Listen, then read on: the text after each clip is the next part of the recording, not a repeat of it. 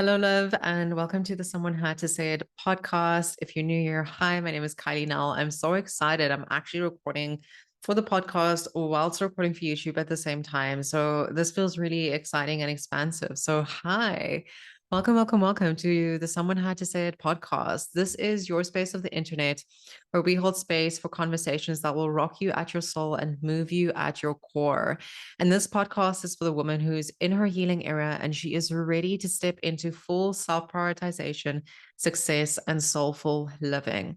And on this podcast, I'll be sharing more of my own healing journey as well as my spiritual journey, as well as just golden nuggets to help you heal on a subconscious and energetic level so you can manifest your big dreams and live the life you've always dreamt of.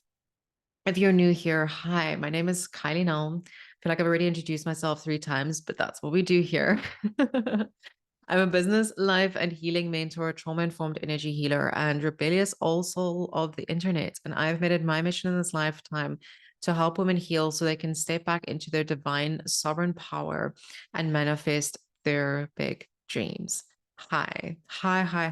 Ooh, this feels juicy. It feels so great to be kind of putting myself into multiple others on the internet and multiple platforms and to hold space and to bring the someone had to say it podcast in a different sense. I feel like the someone had to say it podcast has also gone through a massive evolution lately. Like that's been pretty huge. When I rebranded the Someone Had to Say It podcast beginning of this year, it was quite a masculine, strong energy. It had its rebellious energy to its core, which I feel is fundamental to most of the things that I do. And it's now just really developed into a completely different space. Still the same premise of like someone had to fucking say it, and we have to have these conversations and hold space for these safe conversations to happen. But very much so that I feel like the energy shifted and changed. So that's exciting. And it feels great to kind of expand onto like YouTube too and to put that out in the others. So today's episode, I'm really excited to dive into. I feel like this is an episode that came through in such a divine channel. I'm going to give a bit of background to how this topic came alight and also how you can move through it. And we're really going to chat through shame today and how shame really just prevents us and stops us from stepping into our fullness. Like very much as like the title of this episode is like stop shame from stopping you, like literally stops shame from stopping you. And this morning was quite interesting because I was busy just like getting ready for the day and I took my microdose. I'm currently microdosing on psilocybin mushrooms. I'm busy with a golden teacher strain for any of you who have been in microdosing before or are curious. And I find that different strains always activate different energies within me. And I was feeling called to do like a little bit of a deep dive microdose with the golden teacher strain today. And this topic of shame came up so strongly, so strongly. And it was very interesting for me when this topic of shame came up because I was very much so sitting outside this morning and I was journaling and just really looking at where, like, what is my relationship like with my business at the moment? And I feel like this is a really beautiful question to answer as an entrepreneur because entrepreneurship is our life's work. It's what we do, it's what we put out there into the others, especially when you're a light worker, when you're a starseed, when you're here to really take your story, take what you've been through, and be able to put that out into the world and help people transform and heal in whatever way that transformational healing takes place. I really feel like that's the woman I tend to work with. And so, as an entrepreneur, when you come from that lens, your business is really your greatest healing tool. It's really your greatest tool as a mirror guide for you of what is in your field currently that is serving you, what is in your field that's not serving you, and what needs to shift. And so, this topic of shame came up for me. And I realized how shame has been such a strong narrative for so long in my life and how it was holding me back in so many ways. And I actually started as the morning progressed, I went to the gym and the downloads just kept dropping in. I was sitting in the sauna afterwards. And as I was sitting there, it felt like I was having this deep conversation with shame. And through that, like more downloads kept dropping in around shame. And I was like, holy shit, I need to share this. Like this, the world needs this medicine. And so I think it's really important to start at like the beginning of like, what is shame actually? I feel like we can probably search like the generic definition and like look at what shame is. I could probably do it right now on my laptop. Like, well, I've got it up here. If we had to like look up shame, it's like, okay, shame is a noun. A painful feeling of humiliation or distress caused by the consciousness of wrong or foolish behavior. And if we look at like shame, there's literally the words that come up are humiliation, mortification, loss of face. Ooh, that's interesting. Embarrassment, indignity, abashment. Ooh, very, very strong words. And so shame has this very strong energy. And if we look at shame, like shame very much so lives in the solar plexus. It lives in your sense of root power, in your sense of root power, listen to me, your sense of willpower, in your sense of rooted in being and who you are, in your sense of confidence. And so shame very much is almost like this circuit breaker that just cuts us off from our power. It cuts you off from your ability to express yourself. It cuts you off from your ability to voice yourself. Because as you see here, like even just with this definition, but shame very much, and this is something that I'm going to go through in today's episode, is something that we use as a protective mechanism. And it very much is there to protect us from humiliation, from judgment, from feeling ostracized, from feeling less than, like whatever narrative and fear is coming up for you, like your shame is most likely trying to protect you from it. And it's so interesting to see how shame is something that's coming up more and more and more in the collective consciousness to be healed, as we're also being encouraged more deeply to step into our truth and our power. More platforms are opening up where we can just express our truth. Instagram, YouTube, TikTok, all these platforms. Where there's more, there's like Substack, Rumble. We've got all these platforms that have just started. And there are so many places for us to voice ourselves, express ourselves, so many ways for us to express our talents. I feel like that's why entrepreneurship is at an all-time high right now, because we've really accessed the power of harnessing gifts and being able to translate that into the world.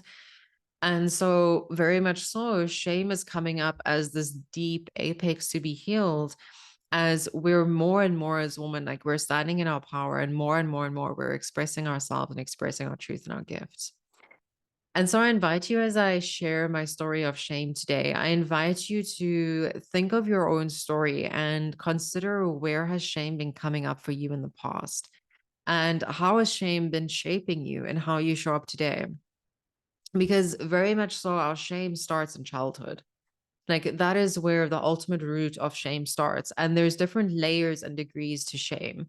Shame very much comes up as a feeling, as this feeling of just, the word blockness is coming up to me, like just feeling absolutely blocked in your essence within, when as a child we're not fully accepted into a situation that we don't understand.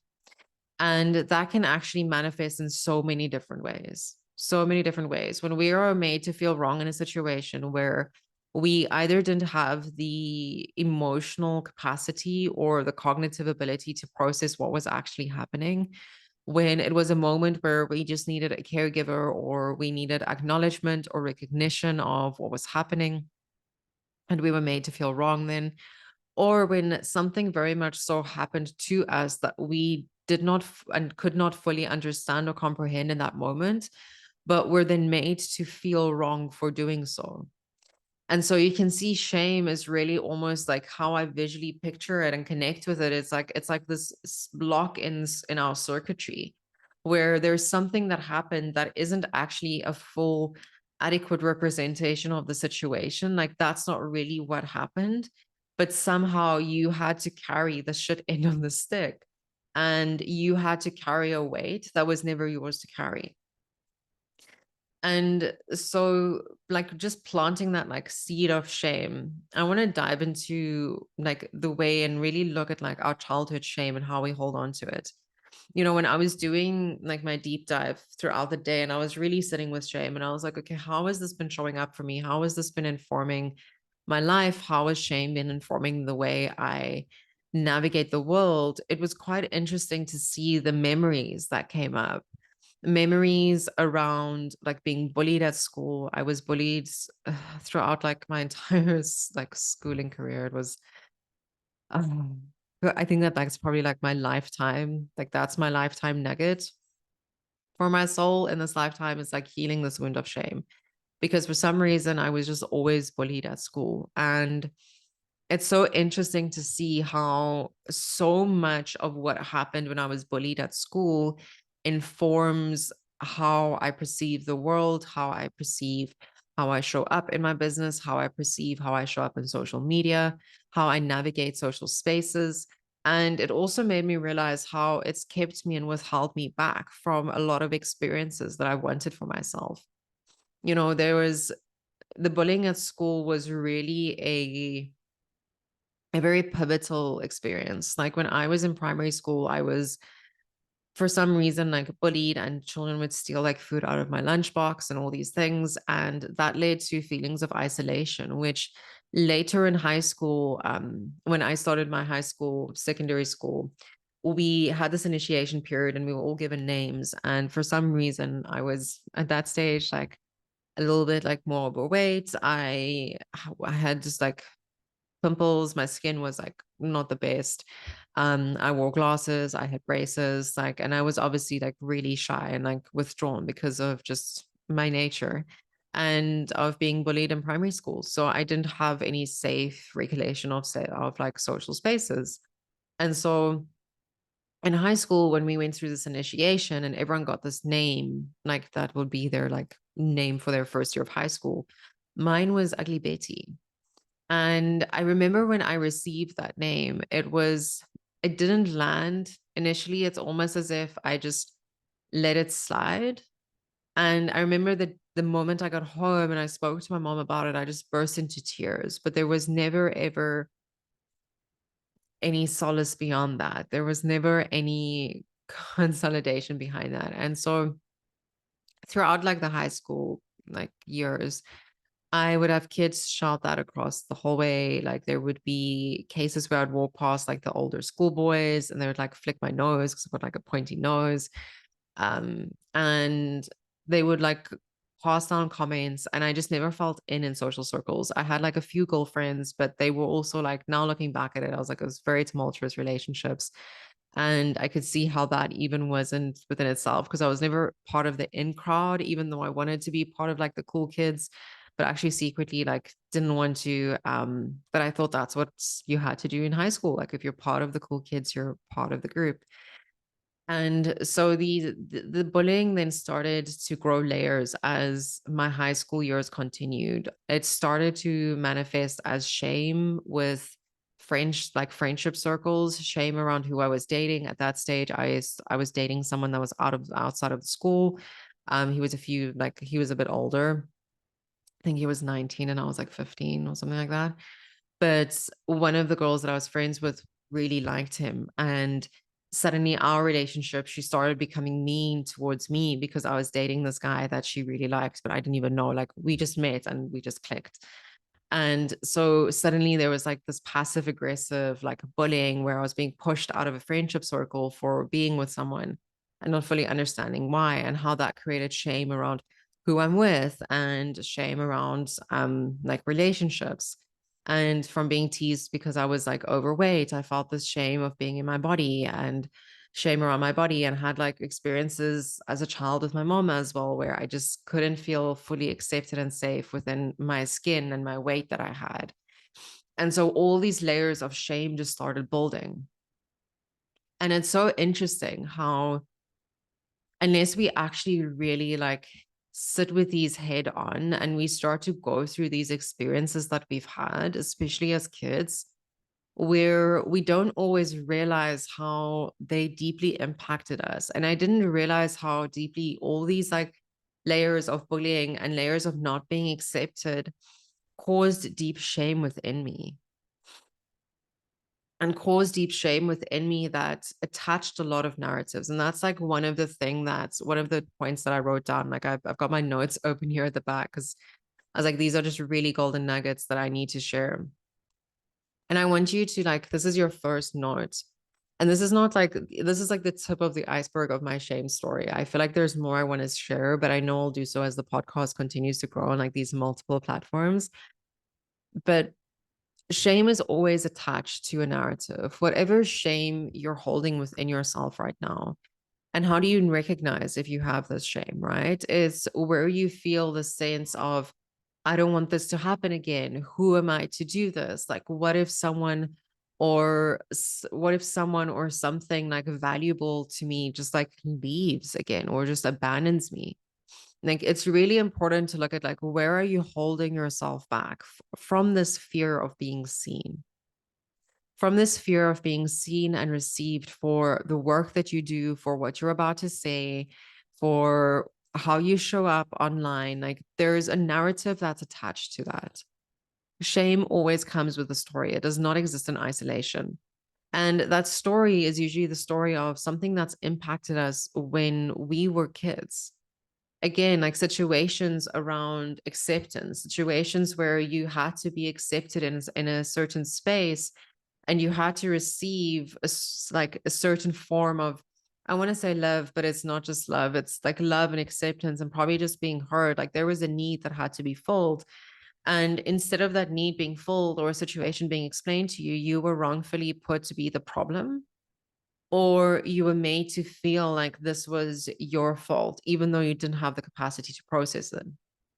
So if we look at like my example of going through this experience of being bullied as a child at school, like never really understanding like kids do these things. Like I find that kids very much so just project what they see in the household and pass that down. But I mean, I didn't know that when I was like 16, 15, 14. I was dealing with so much of my own shit and like my own like household things and like family things. So, I mean, we don't know this, we don't think of this.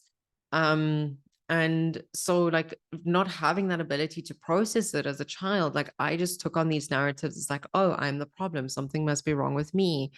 Like everyone else has the answer, or everyone else is accepted or part of the cool kids club except for me. And so it very much internalized as like this self-blame scenario and this feeling of like, well, there's just something wrong with me. And eventually this turns into imposter syndrome, right? Where we cut ourselves off from like that solar plexus power of feeling so confident and alignment and in tune with who we are, because we're holding on to this shame. We're holding on to these narratives of the past and not allowing them to either fully process or not allowing them to completely leave. So as we hold on to these processes of shame, and it's so interesting to see how, like this, it's been what, 12 years now, like since I've been in school. So even now, when I think of sitting in a room with the people that I was at like school with, or even being like in a room with like older kids that was at school with me, like it already brings a sense of anxiety, which is interesting that things can pause, like the time can pause, but the effect that things have on us, the underlying residue can still sit. And so I've currently been on this journey, just to give it a little bit of context before I speak about how like shame can manifest, is I've been on this journey of like healing at the moment and like really going deep. The past 3 months have been deep in energy healing. I've been doing a lot of plant medicine work. I'm working with an energy healer and a shaman, like really just diving deep into a lot of integration, a lot of like, this is it, baby girl type of vibes. Like, we are turning 30 next year. I feel like my entire 20s was just filled with a lot of preparation, a lot of lessons learned, and a lot of experiences. And so, a lot of these experiences that have come up, I noticed that I've manifested in my 20s with such parallels and mirrors to experiences I had as a child growing up, and especially around places where I felt shame. And I felt this continuous cycle of like, that is so interesting that I'm re-manifested these experiences into my adulthood that had the same charge of shame than the experiences that I had as a child that initiated these feelings of shame. Because we're not born with shame. We're not born feeling shameful to be in the world. Like none of these things, like our experiences initiate these feelings within us. And so when I noticed this, I was like, holy shit, like there is clearly still some deep rooted shame that you haven't worked through that you need to heal.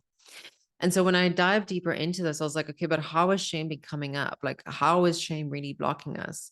And when you start to look at like like your relationship with shame, because we all have this deep relationship with shame, granted the society and the world we live in, is it's really important to consider like what patterns have I kept repeating of experiences of things that have happened in the past, whether it was in your childhood, whether it was with your parents, whether it was with a partner, whether it was in friendship circles. Like there are so many spaces that this could happen, but really considering like how is my relationship with shame been coming up and how has this been informing the way I show up in the world? Because shame will continue to repeat the same pattern and cycle because it wants to reinforce that this is something you should feel shameful about, because that was the truth for you as a child and that pattern wasn't broken. No one came up to you and said, hey, you know, when those kids bullied you, that was actually really not your fault. Or, hey, you know what? Like when you were like sexually assaulted, like, and you didn't understand what is happening, that was not your fault. Like there are some real experiences that we have when we are younger that we don't have the capacity to compute with at all. And so those experiences are really ingrained within us. And what happens is they create this volatile charge and they continue to strengthen that neuron unless we actually actively break it. Like I even just had like a thought in my mind now. I had a session with a client once and we were speaking and healing like trauma around her eating disorder. And she was like, well, one of the main reasons is like I felt shame one night, I'll never forget, when I just overate. And that feeling of shame just sat with me and it just resurfaced during our healing. And I'm like, yeah. Like, and shame is such a strong underlying like feel and narrative to eating disorders too. Like I've been there as well. There's shame around the eating disorder itself. There's shame around food. There's shame around our bodies. So shame holds such a strong grip within us. And when we really look at our shame, the moment we submit to it, we turn it into self-sabotage. And that self-sabotage can come up as like procrastination. So you're just not putting yourself out there. You're not going after your goals. You're not going full-heartedly. Like the world is my oyster, big blue eyes looking up at your goals, being like, holy shit, I can achieve that. Like that is for me. Like we literally self-sabotage and procrastinate and stop ourselves from having those things happen because our mind is like, well, remember back in the day when we didn't have like the goals and the dreams, it was like a little bit shittier, but remember then you felt a lot of shame. Like that was really hard. So let's just keep this like as a beautiful memory inside our mind, and let's just keep it beautiful and clear and pure, because if you bring this out into the world you might feel shame, and then we have to find something else. And that's literally how our mind works. And so we procrastinate. We stop ourselves from doing the damn thing. I can't tell you, like, I've become acutely aware this year. Like, I've really become acutely aware of my own patterns, my behaviors, my thoughts, because it's really been like a big year of healing for me. And I just noticed where I was like, oh, like, this is where I'm still holding on to shame. And this is where I'm still procrastinating.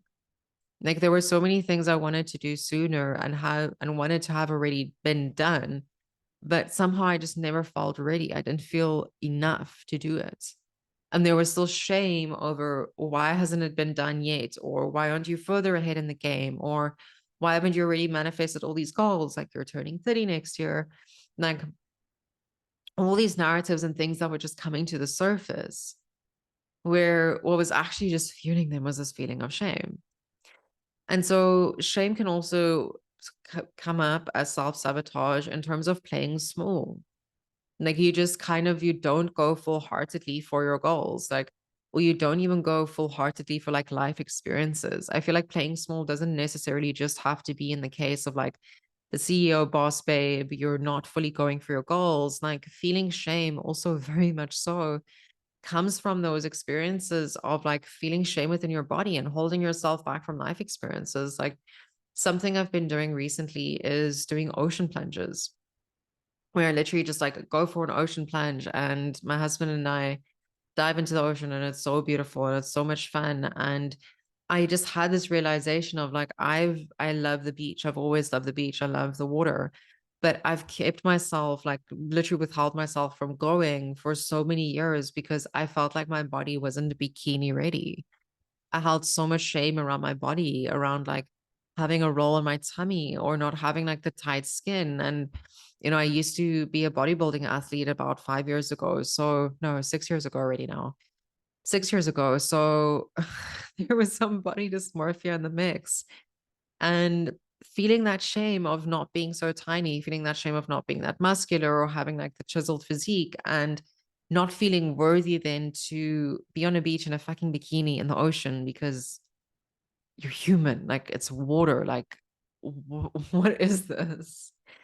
But again, like I recognize how that shame has stemmed from like childhood experiences. Like they literally come to my mind as a child where I was judged for my body, but not even understanding what the fuck's happening in my body because I was so young. I was like, you're still growing. Like you go through adolescence, you go through so many changes. Like you're suddenly getting your period, and then you have like mood swings through the month, and you like have more cravings, and you're trying to navigate like food and navigate like having to show up like properly as like a girl as well, and how do girls eat versus boys. Like there's all these like biases and narratives and things placed on it. So I was like, there was a lot of shame from childhood experiences around my body.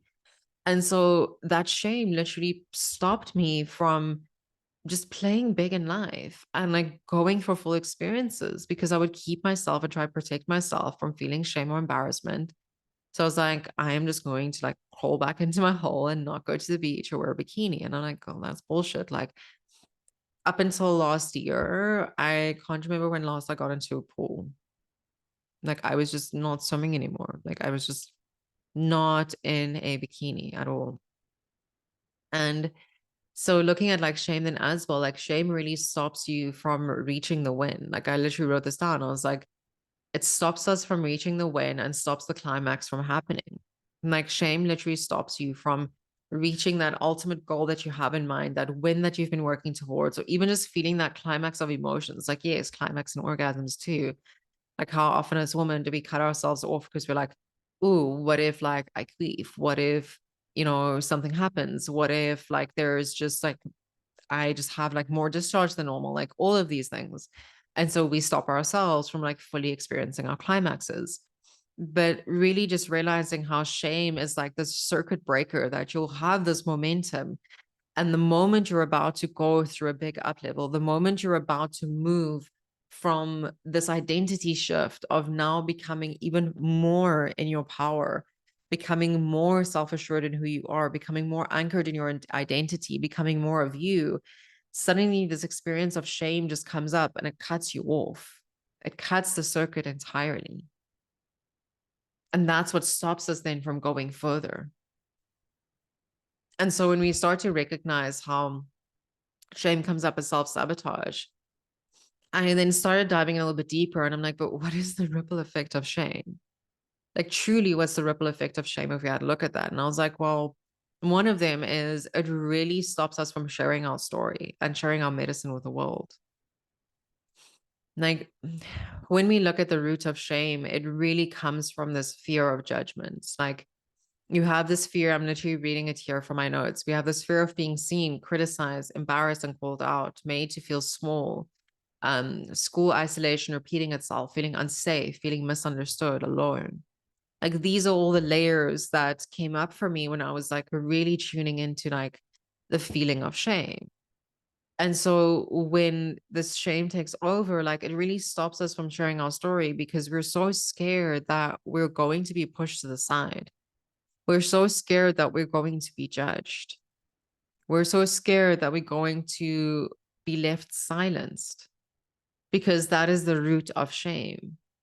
And I'm going to repeat that part again, especially as children, that is the root of shame. Having experienced where you were silenced and you had to carry the weight of that experience because you didn't have the ability to compute what was happening, or no one even just took the time to fucking explain it to you in the first place. And my guides were literally like, this is why we need more conscious and honest parenting. And I'm like, yeah, this is why we need more conscious and honest parenting. is to be able to tap into these feelings of shame and to be able to adequately release them. And so when this feeling of like shame resurfaced, and I realized that there has been parts of my story that I haven't shared with the world. And interestingly enough, like I've had experiences re-manifest over my 20s, experiences in vast elements, whether it was in like romantic relationships in the past, whether it was in friendships, even professional relationships, where I just felt deep shame like within that moment. And that shame was as a result of feeling ostracized, of feeling judged, of feeling misunderstood, of feeling silenced. And it's so interesting because I'm like, these patterns are very much patterns that I've had as a child. Like they were kind of, it felt like my truth. Like this is how the world operates, kind of thing. And so noticing how like these shame patterns kept repeating and manifesting themselves as an adult, I was like, well, this means in some way, shape, or form, I'm still continuously available for them. And that's a really confronting truth as well, right? I'm gonna take my sip of my water here. That's a really confronting like truth to have as well. Like, how are we actually being um conduits for our shame to continue to repeat and manifest itself? Mm. And you may be like, Kylie, well, why will I want to continue to manifest and repeat my shame? Well, if that's all you know, that's all you know. It's the best way for me to answer it for you. If that's all you know, that's all you know. Unless we actually like bring this to the surface, like what Carl Jung said, unless you make the unconscious conscious, it will continue to rule your life. Like, unless we actually consciously go back to these patterns and become curious about ourselves and explore these situations and really take the time to reflect, I feel like, like New Year's, old New Year's and old, like years that are passing, reflections and resolutions have lost their weight. I feel like my new year always starts on my birthday and on Africa Burn. Like those are the two. And but I've really like taken some time now to reflect over my 20s. And I think we've really lost touch with deeply reflecting on our lives and not reflecting from a place of giving shame feel of being like, oh, I haven't achieved this goal yet. Oh, I haven't reached this milestone. Oh, I'm not there yet. Look at what I've done. Look at the choices I've made. Look at what I've lost. Like those are all narratives of shame, right? As opposed to looking back and being like, why am I repeating these patterns of the past? Why am I repeating these feelings of shame? Why do I keep holding on to this lower, dense vibration? And it's because there's parts of your inner child that's still stuck in those narratives, in those loops of the experiences that happened in the past. And she didn't have the tools or the resources or the capacity or the people to help her navigate the situation. So that became your neural truth. That literally became your neural truth. And that became like your way of being. And your brain subscribed that as like, cool, like this is my truth. Like this is what my reality looks like. This is what my reality is like in social spaces. But again, unless we confront these, they will continue to rule our life. And so, really understanding that shame stops you from sharing your story and your medicine with the world, it really holds you back in so many diverse places because shame projects itself as fear. It really projects itself as this deep fear of a fear of being seen. Like I wrote down here, like shame keeps us from being seen. It literally puts you in this hermit mode.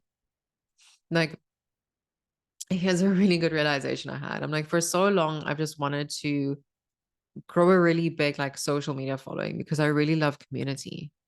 But for some reason, I keep self-sabotaging that momentum. Whether it is through how I post online, whether it's through distractions that I allow to come into my field, like the nuances of that like doesn't really matter, but I keep stopping the momentum. And I realized that this momentum is truthfully from a deep rooted fear of being seen. From in times when I was just like, from all these stories that I shared, like being bullied as a child, all these things, it really created this fear of being seen in like social spaces and being the center of attention. And there's experiences that I've manifested in the past where I've really put myself out there to be seen and they weren't well received. Because again, like I hadn't learned the lesson yet fully until now. That's why this podcast episode is also here. And realizing that this fear of being seen was really because there was still shame that I was holding on to. What if people judge me? Or what if they misunderstand me? Or what if I'm ostracized? Ooh, look at them. They're making it. I'm not going to make it. Like cancel, clear, delete those thoughts. But those are the thoughts that came into my mind. Again, these feelings of shame. So every time I'd want to put myself out there to be like, ooh, okay, like I really want to grow the social media account. Like I'll start a new TikTok. I'll redo something or I'll just lose momentum. And it was actually just a protective mechanism subconsciously of this fear of being fully seen for who I am. Because I found that there's experiences in the past where as I've been like transforming and finding out who I am very much so, like I feel like my 20s have been a rapid period of growth and evolution of really discovering who I am and what my values are and who's the woman I want to become and a lot of undoing to become, like a lot of unbecoming to become. And I found that throughout this period that also caused a lot of conflict where as I'm becoming more and more of me, I would have friendship circles and friends around me that the more me I became and the more I changed, the more that wasn't accepted within those spaces. And how they preferred the very silent, small, sit in the back, like not fully expressed in her full essence like Kylie. They just preferred the very like she's still actually sitting with a lot of shame and she's keeping herself small and she's preventing herself from being seen. And so shame really stops us from being seen, fully seen for our power. And that's actually at the heart of it all. That's all that we want. As human beings, we just want to be seen for who we are and acknowledged for our existence and for our medicine that we bring to the world. And so this other realization, this third realization dropped in, and this, I want to close off with this, is that shame really projects itself as judgment onto others when we've not fully healed it within ourselves. And this is also, again, like quite a, you might think of this as like quite a hard, like pill to swallow, but it's so true. Like, where have you been judging other people, whether it's judging them for their success or their money or their body or the type of body they have and that they're just maybe confident in being in and you're not feeling fully confident in your skin. So that comes down as judgment. Like wherever we judge people, it's because we're still holding shame onto a situation. And this really like made me, when I had this thought kick in, when I was sitting kick in, listen to me, but when I had this thought kick in, and I was sitting in the sauna today where like shame is really just projects itself as judgment onto others. It really made me sit and think of like, ooh, where are the patterns where I notice where I'll just have a judgmental thought slip through and like have this judgmental thought just slip through onto like another woman. And I then realized I was like, well, if I had to like turn that mirror back onto me, wherever I've passed the judgment down onto this person is where I was feeling shame. Whether it was shame around like my body, whether it was shame around my bank account, whether it was shame around my vocation and my profession, whether it's shame around fucking anything, it's always flipped back around to me. And so we will then judge other people to deflect the shame away from us. Hey, to bullying, what other people did to like a lot of women I work with have gone through bullying wounds, but hey, to bullying is shame will then like deflect itself back onto judgment where you'll then like be like, well, I don't want this attention on me, like I don't want to like sit with this feeling of shame, so let me actually pass this down to someone else so that they can carry it, they can feel it, and I don't have to carry the weight of it, right? And so then we actually pull ourselves even further away from our power because the moment we judge other people, we create separation. We create separation that they can have it or we can't, or we immediately create the separation that whatever we are judging is not attainable for us. And so immediately when we create that separation, we pull away from like that 5D heart love quantum energy of being in the quantum field and being able just to magically create whatever it is you desire. But around shame, we attach so many narratives that prevents us from reaching our goals. It literally stops us. Like there have been times where I've like, let's say even TikTok, I'll say, for example, where in the past when I used to try and grow on the platform and do like the whole thing, and I would like post a video and then suddenly like that one would do like well, like relatively well for what well, whatever well means to me. And then I'd post another video and I'd get like low views. And then immediately like I would attach all these narratives of like, oh, it's not working. What if people see like it's gotten low views? That means like my stuff isn't good enough. Like, do you see all these layers that would just start projecting in my head? And these are layers that I've been carrying with me since childhood of shame that just keep projecting and re-manifesting themselves into my existence because I haven't fully released them. And so what would happen? I would just abandon TikTok altogether. I'm like, oh, this is a waste of my time. I'm not going to do this anymore. Because I was allowing these external things to mean more than what they should. I was attaching narratives to them. And these narratives were then fueled by shame. So my shame was like, well, I don't want to embarrass myself. Like, it's going to look like I'm trying too hard. Instead of just being like, it's your social media platform. Like, do the fuck what you want. Like, enjoy yourself, be creative. I've always been creative. I've actually got like my canvas here at the back. It's like sitting there in the corner. So I want to start painting on that again. And like, just that's what I've always seen social media as. I'm like, I just want to create art and inspire people. That's all I want to do. And so it's interesting to see how shame's been resurfacing. And it very much so, as I said, it's connects to that solar plexus energy, that beautiful yellow energy within like your tummy and your belly center. That's your sense of confidence and willpower and just going for the damn thing and feeling like completely just, oh, yes, I can do this. Because when your confidence, your willpower, and your solar plexus is activated, we create a lot easier because what's underneath that? Your sacral. We create a lot easier. We feel a lot more rooted and safe in who we are and where we are and what we're currently busy doing. We feel connected with ourselves. We are able to express ourselves. We can feel connected to our intuition. So it's very much so this beautiful, all holistic connection. But when we continue to cut ourselves off from our solar plexus energy with shame, we literally stop ourselves from reaching that climax of quantum leaping, of reaching the goals that we've set out to do. And so I feel like this is such a beautiful and divine episode to really just bring to the surface, my love, like how has shame been stopping you? And like, take another sip of my water here. How has shame been stopping you from stepping into your power fully? Like, where has it been cutting you off? From sharing your medicine, from speaking your truth, from going after the goals you've always wanted to go after, from posting the thing, from going and being the woman you want to be so you can attract the partner you want to have, from having the experiences you want to have, from having the orgasms you want to have, from having just all of these beautiful multifaceted layers. Where are we cutting ourselves off? So with that, my loves, I also want to so excited. Next week, Wednesday, I am hosting a masterclass training. I haven't done these in a while, so I'm very excited to bring masterclasses back.